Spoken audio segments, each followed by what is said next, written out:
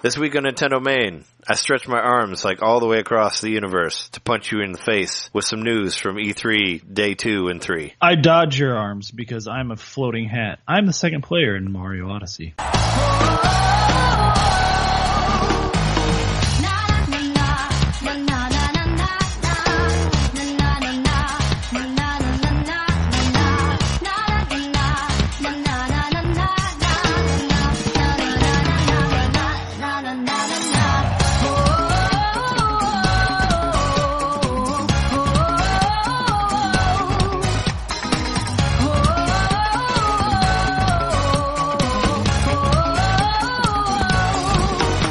Welcome to NintenDomain. This is episode 75. We are your hosts. Wow, that's half of 150. That is half of 150. For all of you who are keeping track with your calculators or whatever, and mathematicians out there, yes, it's half of 150 is 75. We are your hosts. I'm Trey. Ever Oasis is coming out way too soon, Johnson. And I'm Jeremy, accidentally non-Tendo Mikowski. He's a traitor to the cause. No, it's fine. Jeremy, Sony main Mikowski. Oh. So yeah, we, last week we left off with only seeing the E3 Day 1 stuff. And there was like a few things that happened after that. You know, I know last episode we talked about like that we were going to come back and talk about like whatever news happened in between. I figured we'd just wait and put it on this episode. But here we are. This is episode 75. This is your place for all your fun Nintendo news and, you know, fun impression reviews and stuff like that. Yeah, and there's some updates now. There was more stuff to find out beyond the first day of E3. Yeah. Or beyond the first conference at Nintendo. That's true, there was. Let's just jump into it. Okay, speaking of updates, there was an update for the Switch this week, which, did you get that? Or have you tried that out at all? I downloaded it. It kind of makes you do it. Well, if you turn your Switch on, it does. But basically, it seems like it kind of is paving the way for the future of the Switch. It's basically making it to where you can use the USB plug to plug controllers into, right? Is what I'm understanding here. So, yeah, like, if you most notably that it made the Tekken controller work, the Pokken. Yeah, the Pokken controller, which is supposedly really cheap now. You can buy it for like $10 from GameStop. For now, before they all get bought up. Yeah, I was thinking about going to try to find one. I haven't looked yet, but I was like, man, I should just get one of those so I can have a wired controller with a decent D-pad and all that, because it has all 6 of the buttons like right on the front, so you don't have to use immediately compatible. Yeah, so you don't have to use the analog triggers. But I felt like it was more of like a path to the future. Like that meant that maybe, you know, we'll probably be able to use the GameCube controller adapter eventually, hopefully. Or we'll be able to use maybe the old Pro controllers, you know. That might be a thing where we can it just creates this pathway to that. So that's what I'm hoping for with that. You can also add all of your 3DS and Wii U friends who have Switches now. You can do that without like looking up their friend codes and all that shit. So I had no idea. So it should be easier to find some friends I haven't reconnected with. Yeah, I actually went through and sent friend requests out to all my Wii U friends because apparently none of my 3DS friends have Switches. Like you had to have like gotten the new system and carried your ID over for you to be able to send friend requests to them. So, But yeah, you just do you hit like L and R on the controllers and it'll show like your 3DS friends and your Wii U friends, and you can just automatically send them friend invites for the Switch. But they had to have like signed in under their names for Switch. Okay. Whereas like there were like 6 or 7 of them from Wii U that I don't really know. They're just on there. And I sent them all, you know, I don't know them in person. I didn't meet them. But I sent them all friend requests. But none of my 3DS friends have bought Switches, I guess. So it hasn't carried on for that. But that's cool. That's on there. I think there's another thing where like it gives you the option to go straight to like managing your games, like if you're trying to download something and there's not enough space on it, like that sort of thing. I looked at a whole thing about it. The new update, it helps you find your Joy-Cons. Did you see that? That's pretty hilarious. There's a mode where you can make them like vibrate and make noise, so you can like find them in your couch or wherever you lost them. I thought that was hilarious. Yeah, the Find My Joy-Con feature. That is cool. Yeah, well, I remember when the Switch like first got announced and like how tiny the controllers were. Just was like there needs to be some sort of like controller tracking mode on there, and they put it. They put it in there, so now they like vibrate, or I know they can like make some sort of noise, like, you know, when you're talking about like how it makes the coin noise. It does actually do that with the HD Rumble. It can like make a noise in there. So now you can find them. Wait, over here. I'm over here. Yeah, but so yeah, if you lose those little tiny controllers, you can find them now, which is hilarious. So and you can. I find it more hilarious to think of people actually using those tiny controllers and just like leaving them laying around. Well, if you have kids, I'm sure you do. Like, I mean, if you have kids, True. like, you would totally use 2-player stuff like that because, like, so many of them use it. But I think that's it, right? It's just the it's just like a couple more fixes. tweaks. Yeah. And the first thing I did after I got the update was I tried my 8BitDo controller to make sure that they hadn't, like, shut that off. But it still works. I was afraid that they were going to be like, you can't use that now. But now you can still use it. So that's good. So yeah, we had that update. But yeah, there was some more, they continued on with the treehouse stuff at E3. They got into, they just kind of covered more stuff from the games, but there were, I know like last time we recorded, I was like, oh, they haven't done anything for Miitopia. Like, what about Ever Oasis? Well, they got into Miitopia. There was a free demo for Miitopia, like dropped like on that second day. Yeah, not 24 hours after we recorded that. Yeah, it was you right. Play it for free. It was right there. They're like, oh, you can get it right now, which I downloaded it. I downloaded that, and I was out of town the past 2 days at Jess's grandma's house, and there's no internet there at all. Like she has no Wi-Fi or anything, so I couldn't connect my 3DS to the internet. So I was trying to play around with the Miitopia, but it's kind of one of those things where you need to connect it through SpotPass because then it'll randomly download Mii's. Like from the internet, like to populate the towns and all that. And I had no way to access that. So I haven't been able to play it yet just because it didn't have the internet. Because I wanted to play it like, where you go to the town and it's like, oh, hey, look, there's a Hitler Mii over there. Or there's Jesus or whatever. I wanted to see all those weird Mii's that'll like automatically download from other people's Mii set. So I didn't start it yet because I wanted to play it on the internet. So I haven't played it yet, but next week I'll definitely let you know. But I'm really excited about that game. I think it looks awesome. It's like an RPG and you can use your own characters in there and you can use your friends and be like, oh, I want this person to be the bad guy and I want this person to be the mage or the warrior or whatever. It seems fun. I mean, in case I wasn't... like the characters will argue and stuff. I think that's hilarious. Yeah, it's like their personalities will they'll clash or they'll become friends or whatever. It's kind of like Fire Emblem where you have to build up friendships, but they just kind of do it on their own, I guess. It seems like a fun game. Like I'm very excited to play it. So yeah, they released the demo for that. Like on the day after they showed did some treehouse stuff for it. And on the third day, they did Ever Oasis, and Ever Oasis is like coming out in a couple days on Friday, which that was a game I really wanted to play, but I'm like, I don't know. When the hell is it coming out? My backlog is so big that I'm like, I don't know. I mean, I'll probably end up getting it anyway, just because, but man, I didn't know it was like coming out so quick. Like I just got ARMS. I bought a game from the E3 sale, so I have that too. I don't know. I'm working on a whole article for the blog. I haven't finished it yet, but a whole article about how overwhelmed I am by all these games that I have to play through. Be careful what you wish for. Wishing for what? Ever Oasis to come out soon? Just wishing for more games back in the day when we were in the game drought of late 2016. Well, I was going to mention just like being a kid when you only had like one game to play. And that's true. And that's all you played, and now games are like much more accessible and they're not really, a lot of them go cheap really quickly. And, you can buy a bunch of like 100-hour games for like $10. And then it's like, I'll play parts of them, but I want to finish all of them eventually. It's just it's a whole thing, It's a new problem. Yeah. It's my fault for being like last year, being like, I'm going to play through all the Dragon Quest games. It's like, these games are really long, but I'm still going. I've been playing Dragon Quest V a lot lately, so. But you feel good about it because you're accomplishing a goal. I do, but then there's other things. Like I never beat Pokemon Moon. I want to finish that. There's like Mario and Luigi, the Dream Team one. I'm still like in the last world of that one, and I haven't finished that yet. Just be careful, man. You don't want another one of those games to come out as a remake before you beat it. Well, what do you mean, like Mario and Luigi? Yeah. I never finished that game because of the unfair boss. But I guess the way it is now, it makes it a little bit easier because now you can block if you can't jump or something. So that still doesn't help when you have one hit point at the very end. Spoilers. Sorry. That was spoiler doubly.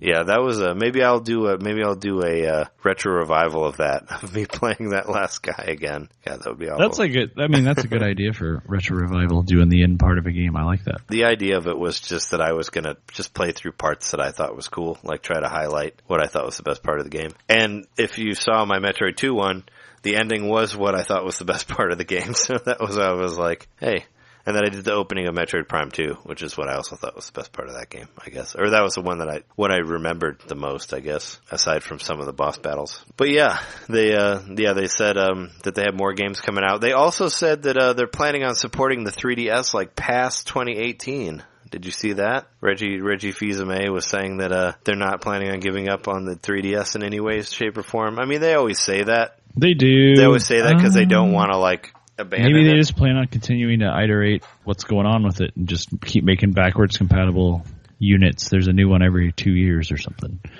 where they alternate between the 3D and the 2D models for a while. Or man, I just don't know. Well, I mean, it is still a really it'll keep getting cheaper. So that'll be good, I guess. Yeah, I mean, when I saw the Black Friday one that was $100, I thought that was just going to be the standard for 3DS now. It was all going to be $100. I'm like, that's awesome. Like, you'll sell a shitload of them for that, you know? But they're saying like, you know, we're going to support it beyond 2018. We'll see, like when we're talking about this next Christmas, you know. What year did it debut? 2011, right? The 3DS? Yeah. I thought it was 12. Oh no, it was. You're right. 2011. I thought it was 12. Yep. Yeah, February 2011 was the release date. So it's already well beyond. It's in its 6 years now. Yep. So, I mean, well, the Game Boy was around for a really, really long time. So he's talking about turning it into the PS2, or the PS2? How long was the PS2 around? PS2, they were making games for it for about 10 years, right? I mean, I thought it lasted about as long as the other ones did. Yeah. I mean, I was going to say they want to turn it into the Game Boy. I mean, the Game Boy was the one that stuck around for the longest. The original That's Game true. Boy. 89 to 90. Oh shit, 89 to. No, I mean if you don't count like in 99. I mean there was Game Boy Color and Game Boy Pocket, but if you don't count those, it was around till like what, like fucking 2000 or something? Like when did the Game Boy Advance 2001. come out? I mean the Game Boy Advance was way later. 12 years. Wow. You're right. Yeah. So I figured they're making it would more have like to that. be 2023 before a new one came out to compete with the Game Boy. Yeah. Because the iterations of the 3DS are already like, they've already had their Game Boy Color. That was the new 3DS. Yeah, the new 3DS is the Game Boy Color for sure. Yeah. Mm-hmm. I agree with you on that. Yeah, the new 3DS is the Game Boy Color, and I guess the 2DS XL is the Game Boy like Pocket Color. Sort of. Well, because there was the Pocket, and then there was the Color, and then there was the Pocket Color after that. And so then they still need to make like a 3DS Micro. And then there was Game Boy Advance. Yeah, right. That'd be interesting. You just like a really tiny non-3D. It would be a 2DS Micro. Oh, it just reminds me of like that the Clerks cartoon, like the first episode where he's like looking at the tiny magazines. Yeah. In the little magazine place with the even tinier coffee bar. Oh yeah, it's the coffee bar that has a tiny magazine place that has its own tiny coffee bar. Yeah, but he has a little tiny magazine. That's like the 3DS is like that big, where you just flip it up and you can only do one thing because you can only hit one thing on the bottom screen. Or like that old SNL skit from the 90s where cell phones kept getting smaller, and I think it was Dana Carvey was playing some like high fashion model or some like fashion designer, and he pulls out his phone. And it's like so small they just use tweezers to open it up. Oh, I didn't see that one. Yeah, man. There's like a thing back in the 90s and the early 2000s where phones were getting smaller and smaller. Now they're getting, of course, we all know they're getting bigger. Well, now they're bigger because now you can watch movies and stuff on them. Well, that was the same thing with Game Boy, where it's like Game Boy Micro, and then it was XL after that. It's like, no, everything has to be bigger. Because you want bigger screens. Yeah, because you want bigger screens and handheld, I guess. I was thinking there was an SNL thing where they had like a tiny iPod that only held one song on it. Like I thought that was what you were talking about. That was one of the skits. Where like it's so small and you get one song and you can just listen to it over and over again. It's so good. Well, iPods did the same damn thing. They kept getting smaller, and then when they added screens, well, they always had screens, but when they added like movie capabilities, no one really cared about movies until there was internet access and you could watch streaming video. Well, they did the same thing. Well, they did like the shuffles because you that could were put really like tiny. Your movies onto your like iPod, but who the hell was really watching like a 2-inch square movie on the go? Well, I used to watch video game trailers on my first iPod, so well, good for you, man. But were you watching like the Lord of the Rings trilogy on your iPod screen? No, but I did have a couple Star Trek episodes and some South Park episodes on there. So in case I ever got stranded, I could watch them in my car, until the dementia took over or something. Anyway, this is not iPod main. We got a little sidetracked there. We were talking about the shrinkification of things and how that won't happen with the 3DS. Yeah. Even though it happened with all the previous models. They kept getting smaller. Yeah. And that was better. But with the 3DS, that'll probably never happen. That's not the technology trend anymore. Yeah. Even though it would be kind of funny if they threw us for a loop and there's an next year there's the 3DS Mini and that just comes out of nowhere. Or it would have to be something to do with projection, or the 2DS Mini. Maybe a one screen 2DS, but the top screen would be a projector, so it would project onto the wall the second screen. Oh, well, that's that's probably way advanced, but that'd be cool to see. Well, then you still only have a single screen unit, but the second screen would be projected on the wall while you were riding the subway. Yeah, so you can make everybody else watch what you're playing. There you go. Force it on there. Playing some game. Be like, hey man, look at Ever Oasis. It's really cool. Look at it. It's on the wall. Hey, check out my Oasis. I built this. I got this guy to move in. So are you thinking about getting it next week? I know you're a little crowded, a little flooded on the games. I'm very flooded on the Nintendo games, especially. Also, next week, in technically 8 days, the new Zelda DLC drops. Wait, really? That comes out too? I didn't see that. June 30th. Oh, shit. It's the first Zelda DLC. Well, fuck. It's just, we're all getting drowned now. So I think that's going to occupy a lot of my time when it comes out, because I'm going to want to go back to Zelda. That'll bring you back. Especially with that Path of the Hero, or whatever the fuck they call it. Yeah. I'm going to want to use that to get some more shrines and stuff. And all the costumes. Between that and then, I bought Persona 5 this week, so I've got that to distract me as well. Yeah, I ended up getting, I bought Persona Q for 3DS, which was on sale for E3. So I played that it was a little bit. Cheap too, right? 15? It's 20. It was 50% off. 20. It was 20 marked down from 40. It was kind of just something, because it's basically what it is, it's a mixture of Persona and Etrian Odyssey, and I've always been intrigued by the Etrian Odyssey games. But this is kind of like a lesser version of it, I guess. So it's like a more introductory version of it if you're familiar with the characters from Persona 3 and 4. They're in there. And what's cool about it is you can actually choose which way you play it. Because I've played 4, I put about 15 hours into 4, which I like a lot. But I haven't played 3 at all. But you can choose whether you want your main characters to be from 3 or 4. Which is cool. So I can I picked 4 and then it's just, but I could go through it again and pick 3 after I play through that. But it's, I just wanted to, I was interested in it, because people have been talking about it and it was only $20. So I was like, why not? So I went ahead and got that. And I played it a little bit. The fighting is definitely different from Persona, but yeah, it's very much Etrian Odyssey where you go through, it's kind of like a randomly generated labyrinth and you're basically drawing out maps on the bottom screen to try to know where everything is and all that. So. It's interesting. I mean, it was on sale, so I figured I'd check it out. I did buy a game through that sale myself. I bought Super Metroid on the 3DS, even though I already had it on the Wii U. It's cool that now I have the pixel perfect version on my. Well, 3DS. now you can play it and not feel depressed about there not being Metroid games. Yeah. Because there are 2 on the horizon, so you can play it and be like, man, I'm happy to be a Metroid fan again. I don't have to be like, man, this game was cool, but they'll never make any others. I don't know, I found myself playing all 3 of those games on 3DS over the weekend. I played Metroid 1 a little bit, I played 2, and I played Super Metroid a lot actually, because I already had it. Because I got it, it was a different sale. I got another sale on it, through Club Nintendo, before. But I picked it up and started playing it again, because that's one of my favorite games.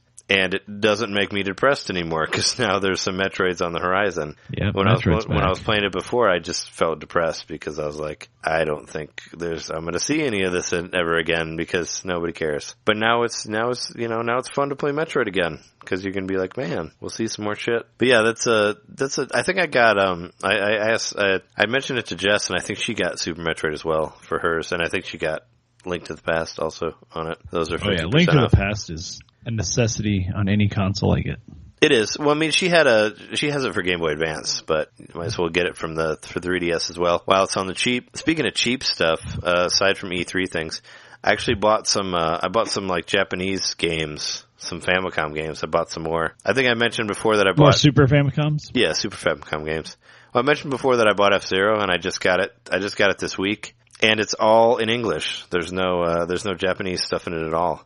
It's exactly the same as the American title, but way cheaper. So it's just way cheaper. That's the only difference. Which is awesome. But I just bought Yoshi's Island and Super Mario Kart for $8 each, free shipping for Super Famicom, which is pretty awesome because Yoshi's Island is like $60. Like even without a box on the American one. But you won't know what Kamek's saying to Yoshi. I don't know anyway. Doesn't he just say, wah, wah? He's just like, Yoshi, baby, back the fuck off. Well, I may not know, just let me, get this to Bowser. I may not know the story of the stork or whatever. I already know that story. I don't need to see it in English. I already know it. The storyline's important in that game. Yeah. Okay? The bandits, they represent the oppressed. Yeah. Well, Yoshi kingdom. Well, I mean, there's only I think the only text in it is just in the very beginning, so it doesn't really matter. And I got Super Metroid for $20 also on Super Famicom. Oh my gosh. Because that was cheap to me. So I went a little crazy, but everything's way cheaper on Super Famicom. So I just went I bought 3 games for $40, which I thought was a good deal. Those are all good choices. They're not like RPGs, for instance, where we don't know what the fuck we're doing. Because RPGs are so hard to play on there because all of the items are in Japanese, so there's no way for you to even play that. Well, I'm gonna need to look into that for the Super Nintendo because all I bought were RPGs besides the Super Tetris, which I do play from time to time. You can play that one for sure, which is all in English. Similar to the 3DS one you had. So what else was did we miss that was announced on the E3 later? It was mostly just a lot of games. Well, for instance, of course, the Ever Oasis and Miitopia. We didn't know what the hell was going on with those. But what about that crazy sushi game? That game looks awesome. Yeah, that was a secret. That was towards the end of the second day, I think. Yeah, it's called we have a new game announcement after these messages. I was hoping, actually, I thought that was going to be the one that was going to drop on the day, where it's we have it and it's out right now. But that was not the case. It wasn't. It looks awesome, though. I mean, it looks like it's on the Sushi Striker, the Way of the Sushido, or Way of Sushido. That was their big, that was one that they were just oh, hey, here's a new 3DS thing. It looks really fun, though. It kind of reminds me a lot of Pocket Card Jockey, except with more depth to it, because there's a map where you can go from level to level, and you basically, it's sort of a puzzle game where you're eating sushi and throwing plates at your opponent and all that. It looks like the type of game I want to play. Well, it looks like it utilizes the 2-screen format of the 3DS very well.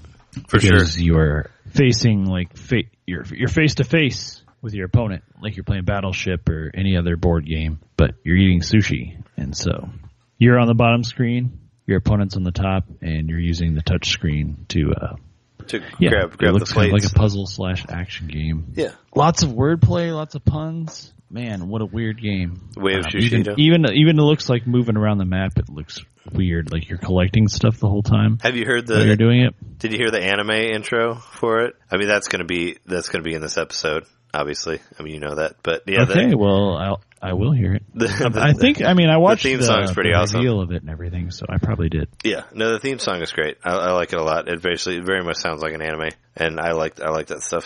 But yeah, that one looks like a lot of fun. I don't think there's there are some interviews, some random stuff, they talked about Virtual Console a little bit. They said that the online thing with the free games, that's not going to be a replacement to Virtual Console. But they also said that when they approach Virtual Console for Switch, they want to do it a certain way, make sure it's, the normal bullshit they say where they're we need to make sure that it's the right way to do it for the system and all that. It's very strange because, Virtual Console was out the door thing the last two consoles. Yeah. No, it was. Well, it was a good way to give them a little bit more games right out of the door. Be hey, let's re-release. And it reminds, it compels people to be this is why I bought another Nintendo system, because these games are great. These games that I used to love, and I can still play them right now on this new Nintendo thing that I bought. Yeah. So I'm wondering. It's very strange to me they haven't put. No, I was just going to say, speaking of Virtual Console, did you see that Sega game, the Sega Forever, that came out for mobile? They're basically. Oh, are you talking about how they're supposedly going to bring classic Sega games to mobile for free? I think they already did. There was a whole there was a whole trailer for it, and they said they was going to roll out all these old Sega games you can play for free on this app called Sega Forever. Oh, so it's its own app, but you download the games through the app? I think so. That's what it looked like. It basically looks like what everybody's like, oh, this is what Nintendo should do. But it's kind of like, I don't want to play it on a cell phone with like no controller, Yeah, like that's why I don't play any games on my cell phone. I played Pokemon Go for a little while, and I tried to play Mario Run, couldn't get into it. Like, I don't play games on my mobile phone. I watch videos on it. I use it for other points, like communication reasons and music, I guess. But like for games, I play games at home. Well, I mean, that's on my 3DS. That's the best way to play it. Yeah. I play most of my games on the 3DS. Yeah, and it's like, it's a dedicated games thing. Like, I'm not worried about, well, if I keep playing this game and there's an emergency, like someone can't contact me. Like, I don't have to worry about that with these other methods. I can just keep my phone charged for when I need it to look at YouTube videos. Yeah. So basically, the Sega Forever is like a free retro game collection that they're releasing that'll have like free games, like 5 free games right off the bat. You can pay like an extra $1 or $2, like turn the ads off, but they're gonna like roll out new games like every couple weeks. Speaking of their answer to Virtual Console, I guess, which sounds like a terrible idea, but that's what they're doing. We mentioned that before in a previous podcast, like Sega Forever, and how they're talking about like what old games people wanted to see. They just keep diluting their properties to like be worth less and less. Pretty much, right? They keep releasing them on like worse and worse ways to play them. Like because you can get like most of the Genesis Sega Mini, which is pretty bad. Dirt cheap right now. Well, sure. I mean, there's like... And that's like a legit way to do it if you don't want to pay for ROM, or if you don't want to illegally download ROMs or whatever. Well, you can get like, there's like Sonic collections and stuff like that. I bought the PS3 game that had all the Phantasy Stars on it for like, I don't know, $15, something like that. It's like the Sonic and Sega All-Star collection, whatever it was. And that like had like 30 games on it for like nothing. So I don't know. What I don't get is like, why didn't they just go they should have just went the SNK route and just like release these on Switch and charge like $5 for them, and have them emulated. Maybe they don't have. They had the right idea for a little while on the 3DS with the Sega 3DS classics. Oh yeah, those were good. Like I bought They were good. They were remakes. They weren't just straight up Virtual Console, and they were like worth the extra money you paid. Yeah, they were emulated really, really well. I bought Streets of Rage 2 for that. I bought Sonic, the first Sonic. I bought Echo the Dolphin even, which I don't even like that game, but I bought it anyway. I think I wanted to try it again because I kind of liked it when I was a kid, or thought I did. Yeah, right. I bought Outrun, which I do like Outrun. I got that on there, but that's like the arcade emulation one. But yeah, no, those games were really good. Those like Sega 3D classics were great. They gave you different ways to play it, and they were like really solid ports and all that, and that was cool. I wish they would do something like that for Switch. I mean, maybe it's around the corner, but I just wanted to mention that Sega Forever thing. Yeah, maybe we'll get Sega Forever with physical controls. Yeah, in the Switch version is what it would be. Have you? Yeah, I don't know. That's sad. Like, I don't know. People say Nintendo should do that, but they shouldn't do that. They should continue to hold the value of what they have, like, because those are damn good games. Like, and so are the Sega ones. They're just not handling it well. But I'm saying, like, yeah, sure, I like the subscription idea for classic Nintendo games, but don't make it streaming. Please don't make it streaming. Yeah. Like, download the actual game. Yeah, for sure. Without any sort of input delay. Yeah. Don't do what Sony did, please. Sony and also, like, I don't know, let the save file stay even if you lose the game. Like, that way, if you do decide to buy it later, you still have your save file. Yeah. Well, I mean, that's what they have done. Yeah, they have. Just keep it up. With all the digital stuff and all that. Yeah, no, the reason that Nintendo doesn't release their games on iPhone like that or iPhone or Android like that is because they want you to be able to play it in like in the best version. Like they don't want you to have like emulated digital pads and buttons and stuff like that, because nobody wants to play a game like that. That's no fun. Yeah, but I'd say like they've done really good, like, buy their old games, with the exception of maybe the fidelity of the NES games on the Wii U. Yeah. It's not that great. Oh, yeah, the emulation. But if they They're go like with... washed out and stuff. Yeah, if they go with what they did for NES Classic, it should look better. So,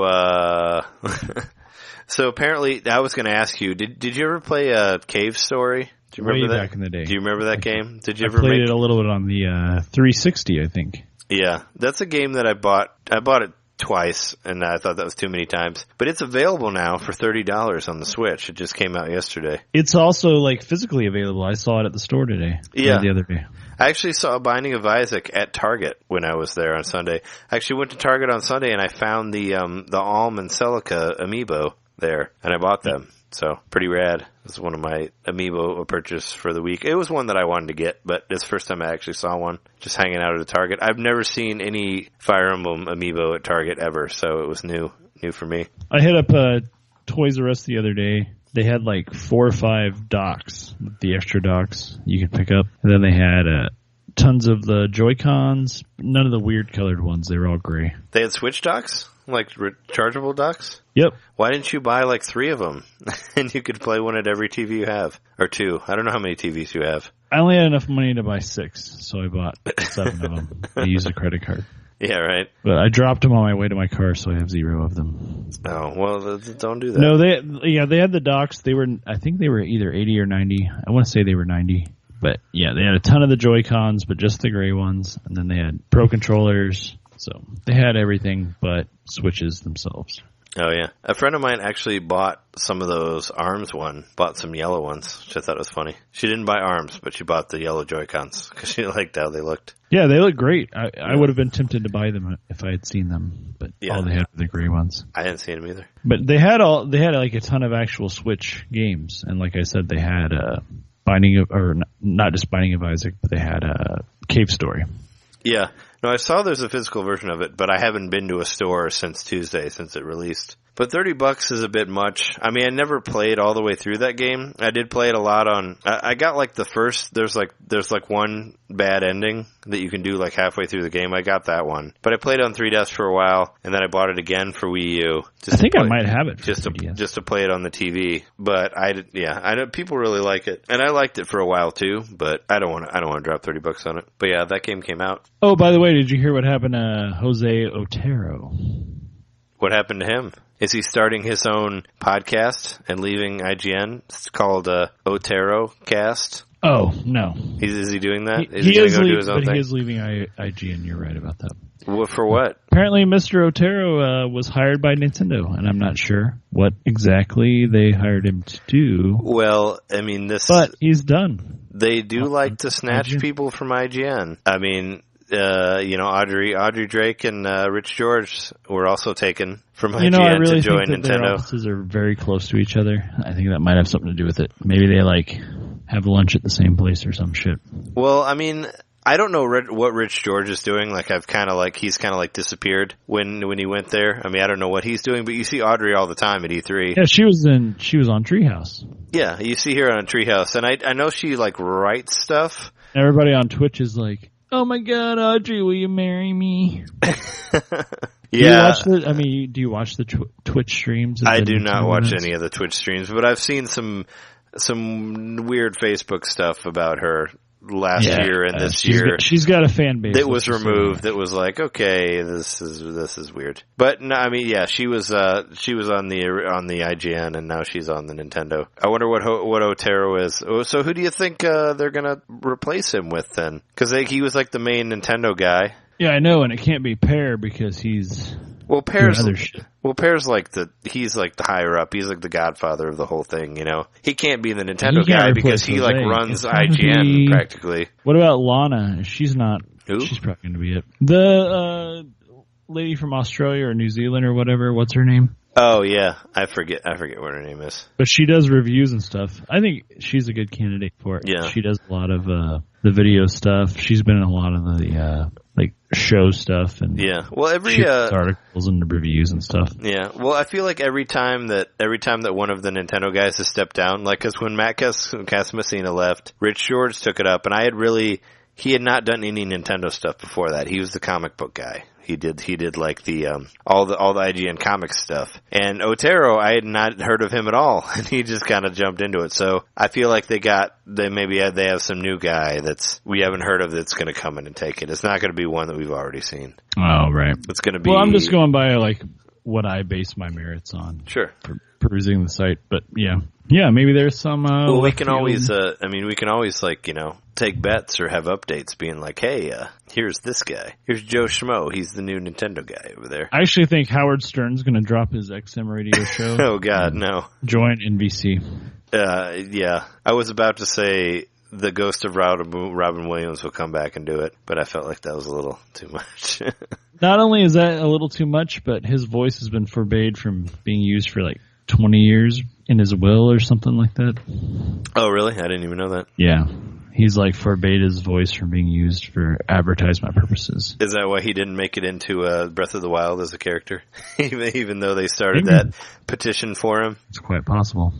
Man, I don't know how Lewy body dementia works. Well, he made some decisions late in his life, and that's what he's going by. How who? Robin Williams. Oh, yeah.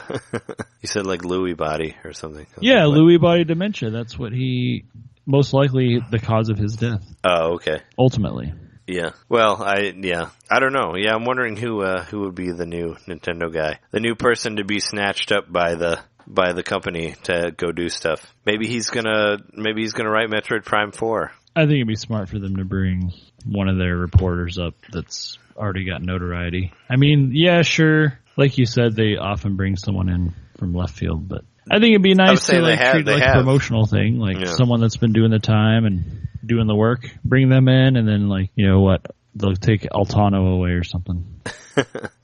Yeah. Well, my thing with Brian Altano is I feel like he spends too much time trying to make jokes and not enough time like talking like a video gamer. Like it's all everything. He also made gains. Everything's like a riff.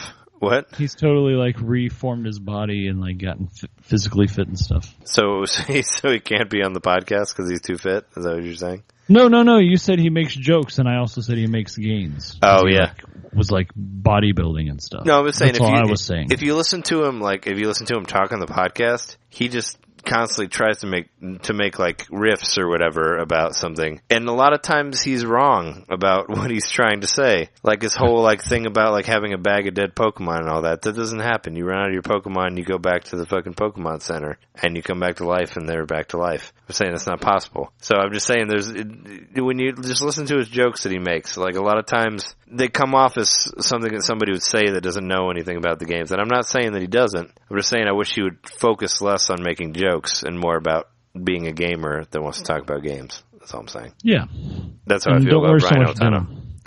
And put your like fat back on, dude. You're too skinny. Like you're way too skinny. We can't see you. You're just hey man, I don't want to hear no skinny shaming on this podcast.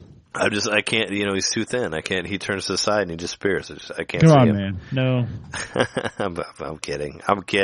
We're not going to encourage anyone to ingest more calories. I think that's unfair, and I just think that criticism's misdirected. Yeah, well, we didn't mean it. Peace to you and I'm PC Mac. Yeah. J-Mac PC Mikowski. Hey, I downloaded that guy's whole album, so, I ain't saying no bad shit on him. I got fucking Brian Altano's album on my computer right here. I could play it as an outro if I wanted to. He has an album? He does. I have it. You could download for free, actually. Is he like a rapper or something? No, it's like beats and stuff. I don't know how he did it. It's just I'm saying I have it on my computer. Dang, you love Brian. Yeah. Maybe that's the guy that should take over for Jose Otero. Yeah, as long as he stops riffing and getting real, like the real world.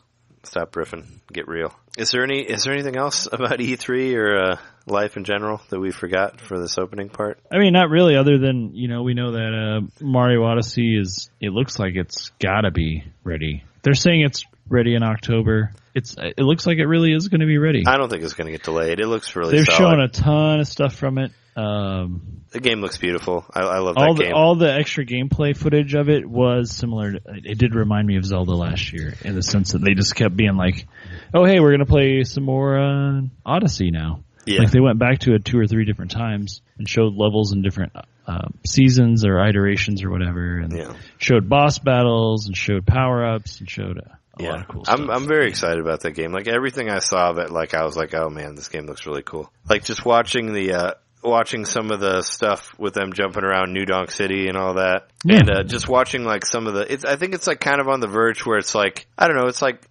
probably like one of the most weirdest Mario games, and I think you might have said that, but I like that. I want it to be weird and great at the same time, and I think it's going to be. I think it's going to be up there with Sunshine as being one of the weirdest ones. And 6 Golden Coins, which is a fucking weird game. Well, so was Mario 2? They were both weird as fuck. Actually, 6 golden coins was probably more normal Mario than the first Mario Land was. The Mario Land one was really weird because they were like shooting levels and like submarine levels, and you go to Japan at one point, like towards the end. But you fight the Easter Island statues. Yeah, I like Mario Land, but yeah, it was a strange game for sure. And you threw like bouncing balls instead of fireballs and all that. But yeah, no, I'm really excited about Mario Galaxy. It's like it's not that far away, and I'm gonna do some greatest hits star stuff for like Mario 64 and Mario Sunshine before it comes out for my retro revival stuff. So that'll be fun. But do you want to take a quick break and talk about some ARMS? Sure thing, man. All right, cool.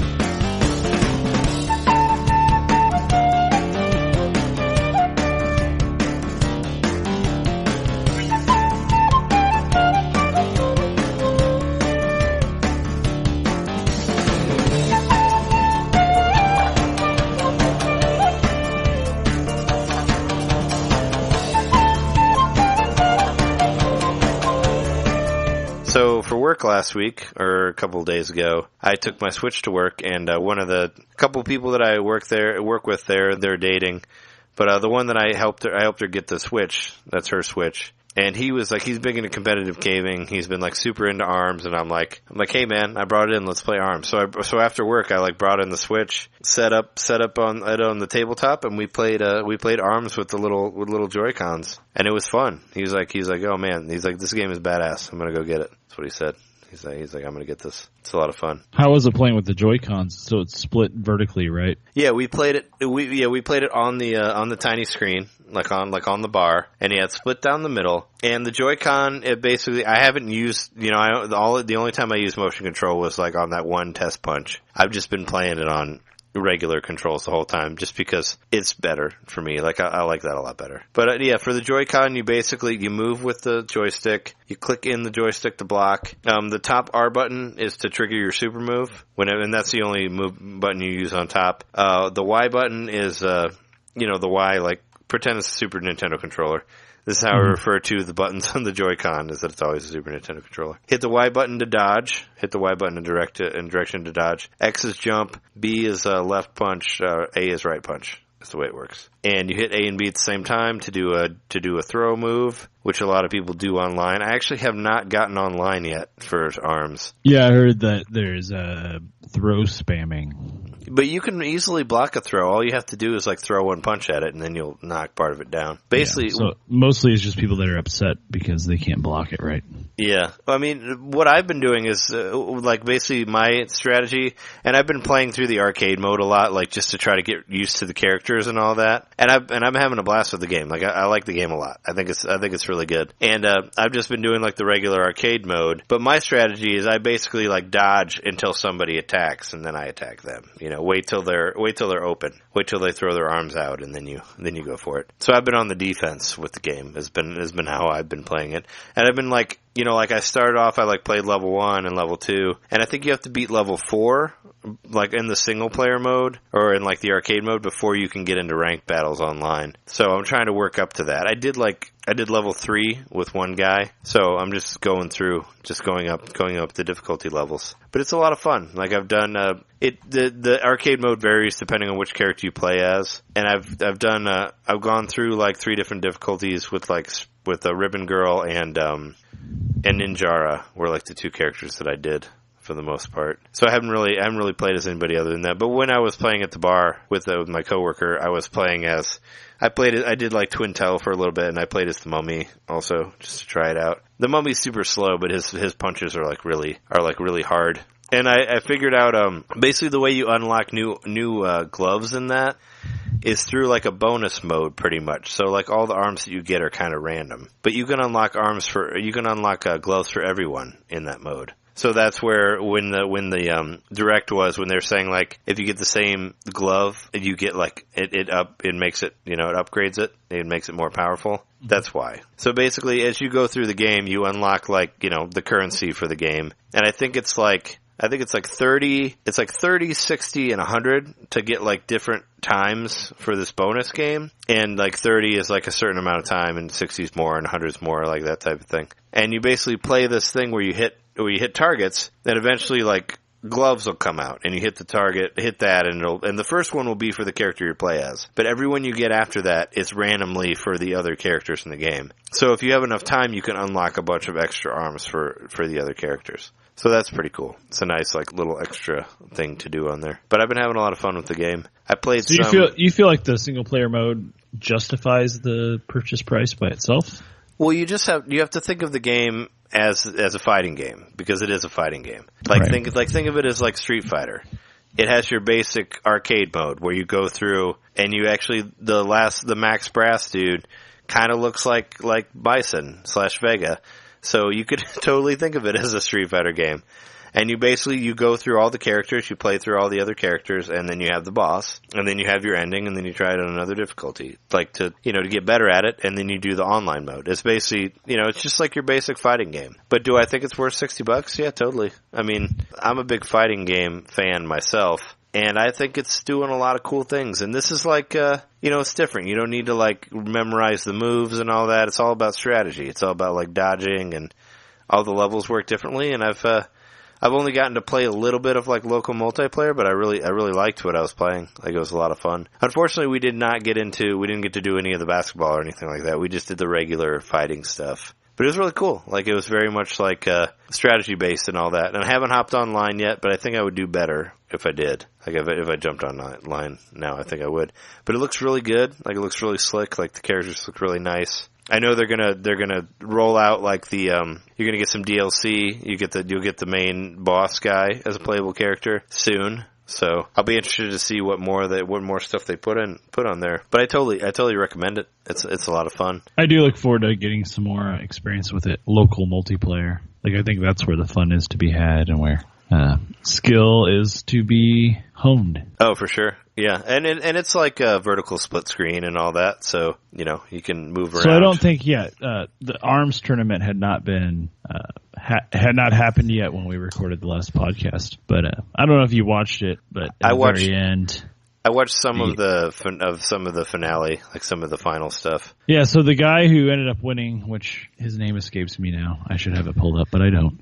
It's okay. You don't need to know his name in particular. Well, yeah, he was going by his game handle, but he won. Like, he won pretty easily out of everybody. Did he like hardly even and they were touched? Like, hey, would you like to play the we're just like kind of like presented it like, oh, just like we were just wondering, like we did with Splatoon, would you like to play whoever the director of ARMS is? Just handed the champion dude's ass to him. Oh, he destroyed him? Yeah. Oh, yeah. The director of the game beat the shit out of the champion, and it was really kind of fun to watch. Oh, wow. It's just like, this guy had just you don't even know, dude. Until the very end, and then the director of the game just like killed him. Well, I mean, there's definitely some strategy to be had with it, because like I started off using Ribbon Girl, and I've been using the like snake hand that she has. It's like the same one that Kid Cobra has, but you can like you can curveball that one around, like to where like if you hit right, it'll just go way on the side and like keep smacking the guy on the side of the head,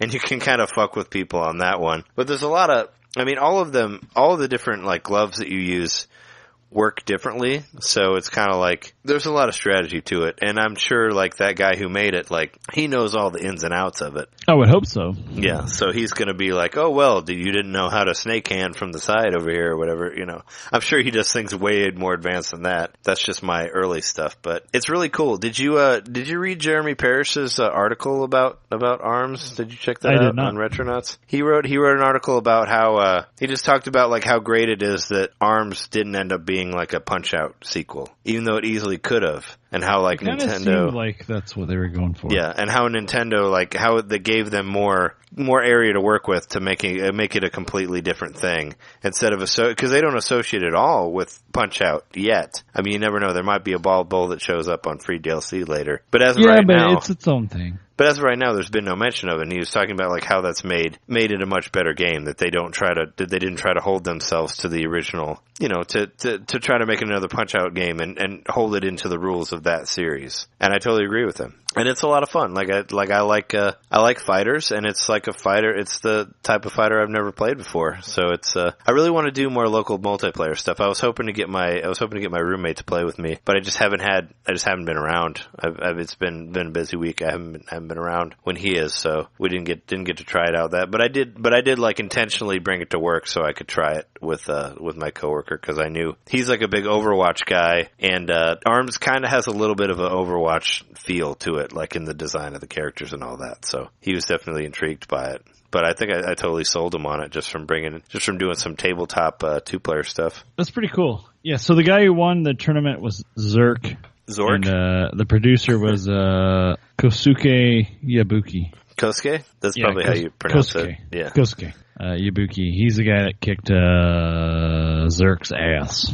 How did this gameplay how was it different from Zerk's? Well, one thing I noticed is that Zerk, like, he had been playing Twintel the whole time, and he like changed up his characters, and it seemed like the developer played Twintel most of the time, so it almost seemed like maybe it was a little bit staged, but I don't know. Oh, well, I'm wondering, I was like, could you tell, like, what his fighting style was? No, like I don't how understand the game well enough to know that. I mean, did he do a lot of throws? Like, did he try, like, doing the 1-2? Like, no, was he, they like, both, one hand like, out, stood, like, one back? They were both very standoffish. Okay. I mean, because that's, like, what I've So they would wait, like, for breaks, and then, like, go in really fast and do some shit, and then get the fuck out of there. And yeah. Then, like, if a throw was trying to happen, they would, like, back off even more, and that sort of thing. Yeah. Yeah, because I've been staying on the defensive for the harder stuff. Like now that I've been playing through the harder arcade modes, I've just been doing a lot of dodging and just trying to dodge as much as I can. That's what they were doing. And that's what I really like. That's why I like using Ribbon Girl a lot, is that you can the do like multi-jump, right? Yeah, she can do like a triple jump. So I've been using her for that. And the same thing with Ninjara, you can jump and dodge and he'll disappear. He'll like poof and then come back at another place. So you can use that to like confuse the opponent as well. Like if you dodge while you're jumping, he'll disappear and appear like whichever way you're pointing. So he can, you can like dodge to the right and then show up over here and grab the guy. I want to say the developer played as a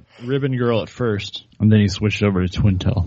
Well, what did they do? Like best out of 3 or whatever? Oh, okay. So like they did like the. So I think they were doing best out of 7 for everybody else, but it was best out of 5 for that. Okay. Well, I mean, because the regular, it's like best out of 3 just for the regular game, where you have to win like 2 rounds to win the whole thing. But they were doing best out of 7 for the tournament, I think. Okay. So they got to switch up a few different guys. Which wasn't like a round robin or nothing. It was like a straight up like, start with 8, go to 4, then go to 2, then. Yeah, for sure. Yeah, I haven't really, like I said, I haven't really played a whole lot of the characters. I'm mostly just stuck with Ninjara and Ribbon Girl, because I think both of them, I heard that they both have, like the triple jump and the disappear move are like really good moves to use. So I've been using them. But I want to do some more stuff with like Mechanica and the Mummy guy and Toothpaste Head, whatever his name is, Spring Boy. Yeah, Spring Boy. Yeah, and all that stuff. But it's cool when you're unlocking arms that you can unlock them for everyone. Like once, you don't have to like go through it with every character. You just kind of like randomly get different stuff, so they'll all have different arms. Yeah, that is cool. But what about, is there like some kind of story side like there are in other fighting games where you have to play through with each character to see all the endings or something? Yeah, there is like no story ending. Like all it really is you just it just shows you with the belt. So, but I could see that as a free DLC thing in the future. I mean, look at Street Fighter V, like the weirdest fighting game of all time. Well, it just wasn't what we expected. I mean, it doesn't even have an arcade mode, but it has a really strange story mode now, finally, that was free DLC. So, I don't know. I heard that ARMS has actually outsold Street Fighter V and Tekken 7. It sure did. Yeah, which is not saying a whole lot. Well, I mean, Pokken Tournament outsold Street Fighter V as well, because nobody really bought it because it had no single player on it when it came out. Do you remember the original Switch presentation? ARMS was the first game. Yeah. That they showed.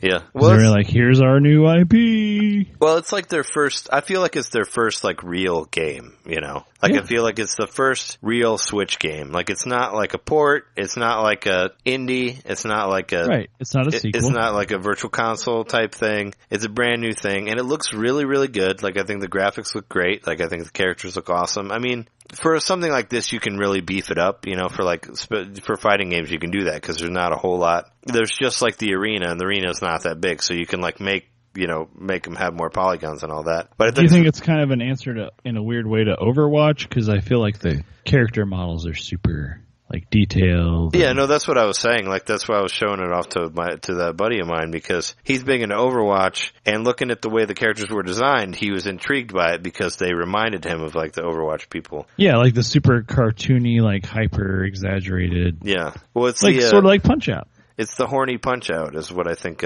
Bob Mackey called it. The horny Punch-Out? Yeah, from Retronauts, because like everything's sort of... But I do like... I like that there's equal opportunity there, which I mentioned before on the characters. And I was playing it when I was playing with my friend, my female friend from work. She liked that there were equal men and females on there to play as. Because there's 3 girls and there's 3 guys, and there's 2 androgynous characters. There's the robot and there's the weird Helix DNA freak. Yeah, in there. So there's two androgynous characters and then there's 6 of there's 4, right? Yeah, no, there's 4 each of the male and females, because there's Twintail, Min, Ribbon Girl, and Mechanica are all the females. So there's 4 and 4 and 2 androgynous ones. And Mama. What? There's Mummy and then there's Mama. Mom? Who's Mom? What? I'm just kidding.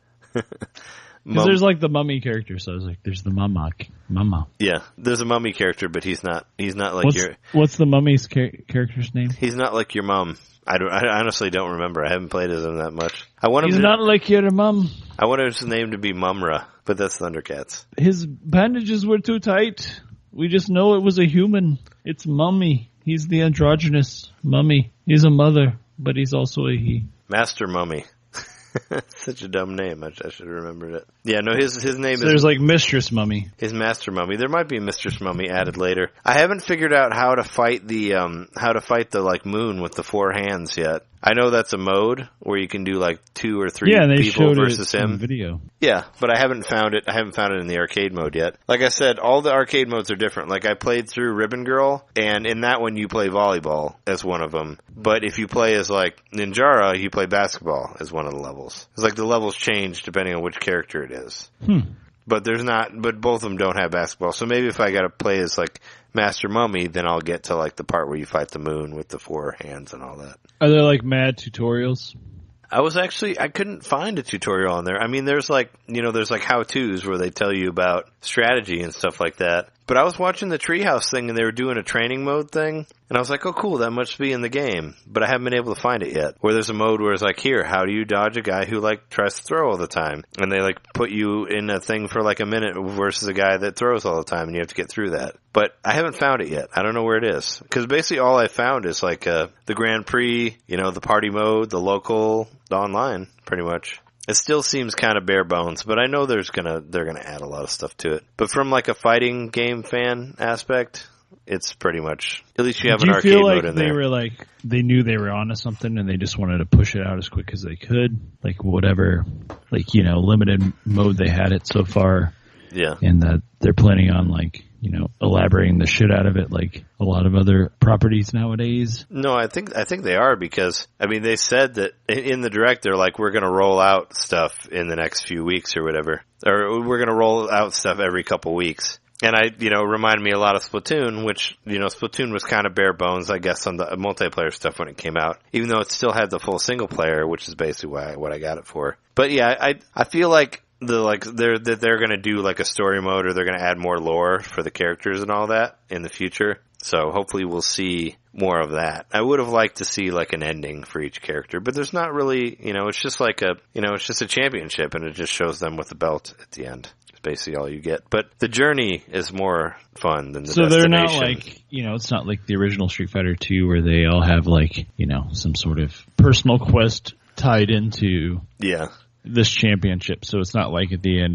Min or whatever is like, and now I have the money to open my own ramen restaurant, finally. I thought you were going to say like, and now I have the money to turn my noodle arms back into real arms. Well, I guess they don't really care. Well, you remember, no one knows how they got the arms. They just kind of woke up and they had them. Yeah, that's been the lore so far. I was going to mention that.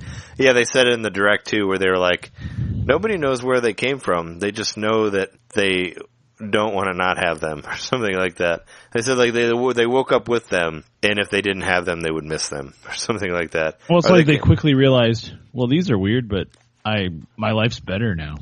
Yeah, they're like So they couldn't we're just gonna understand keep this how shit. they ever lived without them. I think is what they said. Yeah. It's like if you woke up one day and you could, like, I don't know, transport wherever you wanted to immediately, you'd be like, I don't know how the fuck that happened, but you know what? I'm just going to keep doing that because I can. I'm not going to go to like the doctor and be like, is that normal that I can teleport? No, I'm just going to do it because you know it's cool.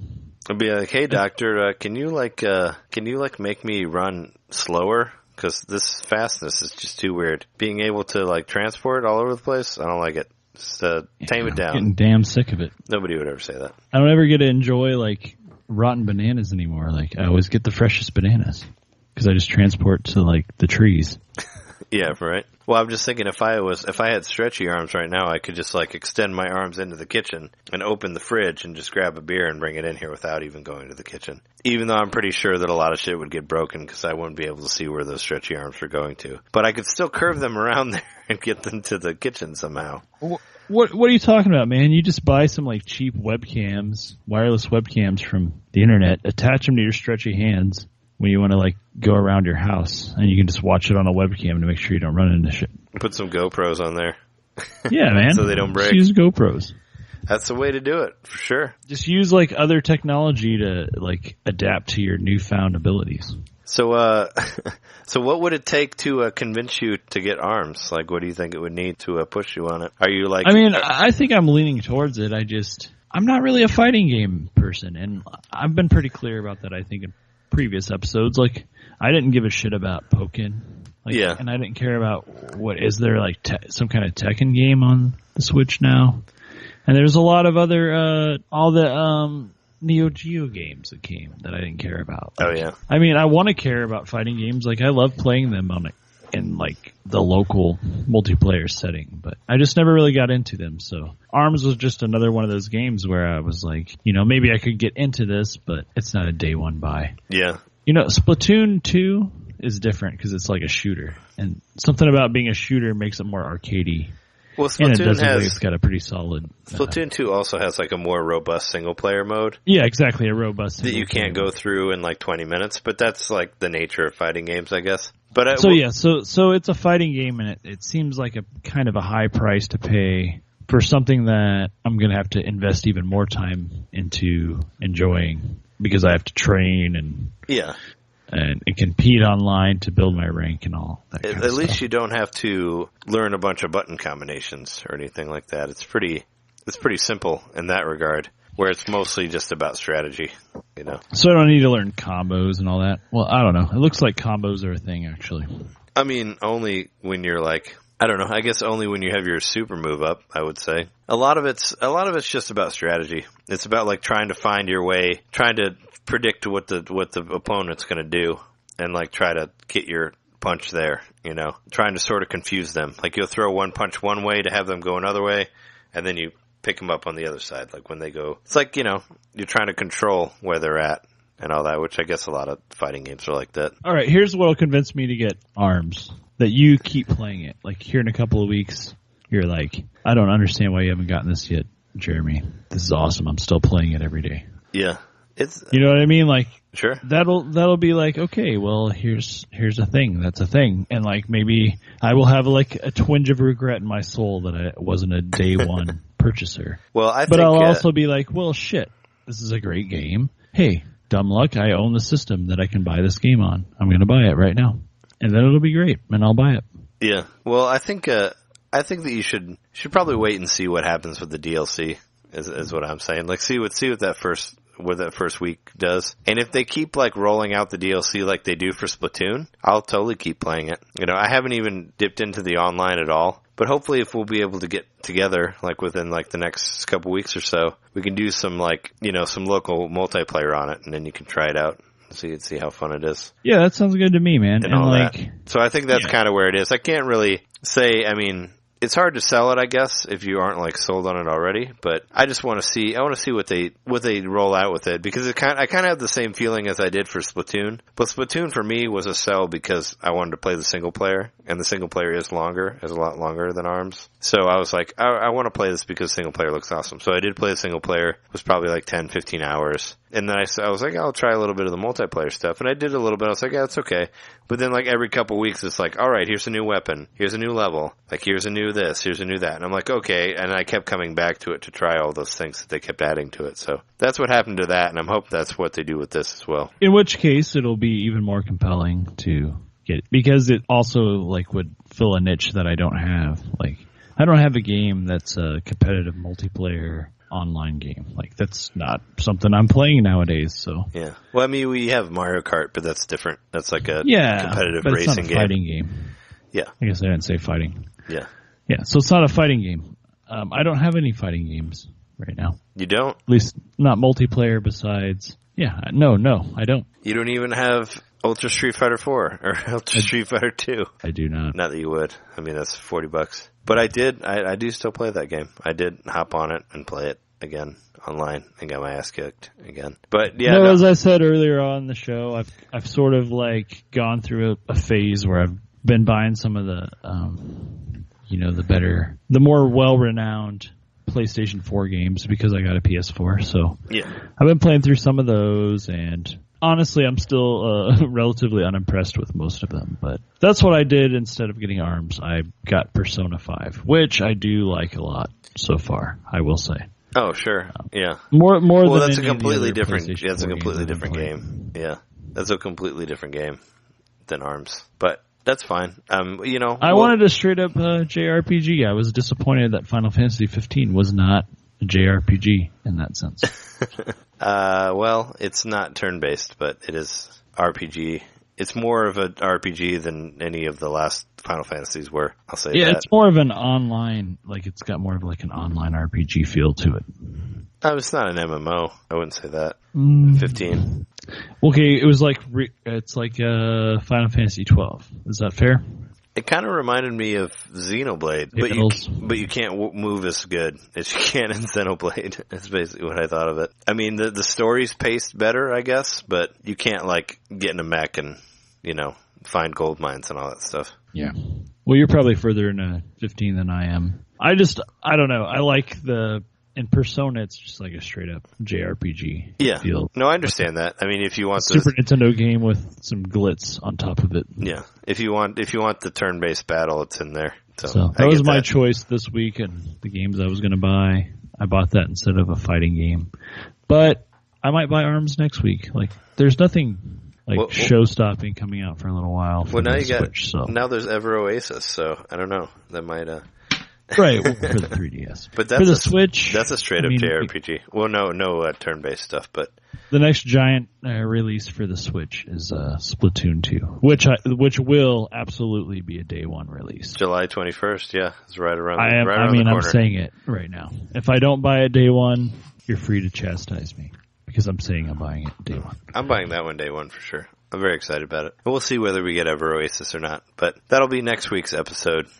We'll talk about. You'll find out what the ending was of our thoughts on whether we should get Ever Oasis or not. You will, and you'll also find out like if we watch all those Super Mario Odyssey videos, which I did. Yeah, that game looks awesome. I can't wait to play it. And I think that it's definitely the next must buy for the Switch. I mean, that's That's like the 200% must buy game is that. I mean, that's when that comes out. It's like everybody needs to have one. That's like what I say. It's like. I mean, what are we left with after that?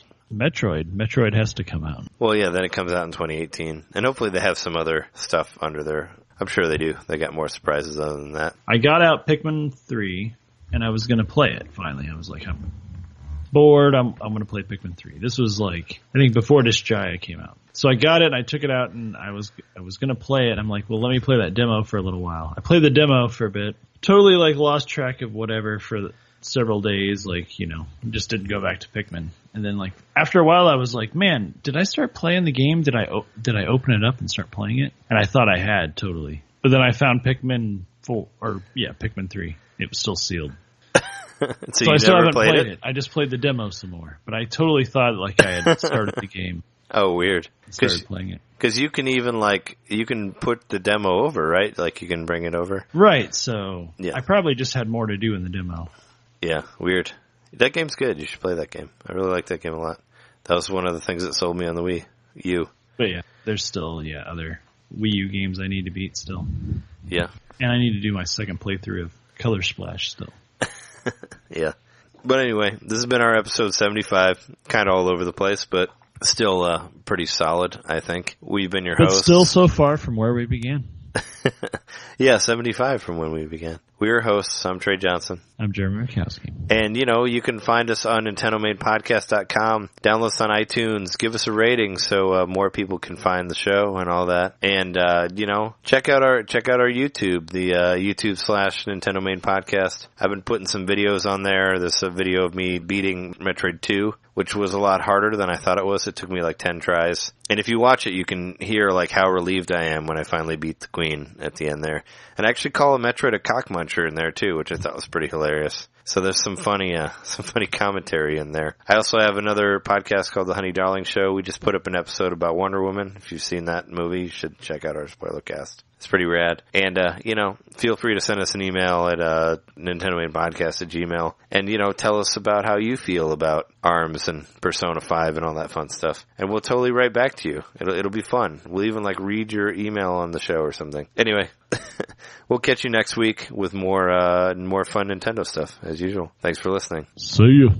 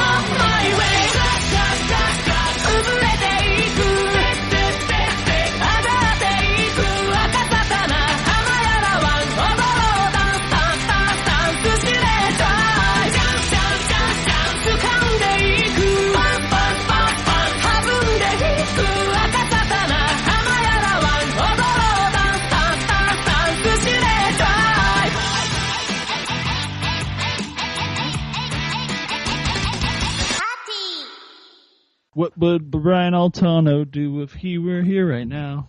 He'd probably kick an ass or two. That's what Brian Altano do. Probably kick an ass or two. That's what Brian Altano do.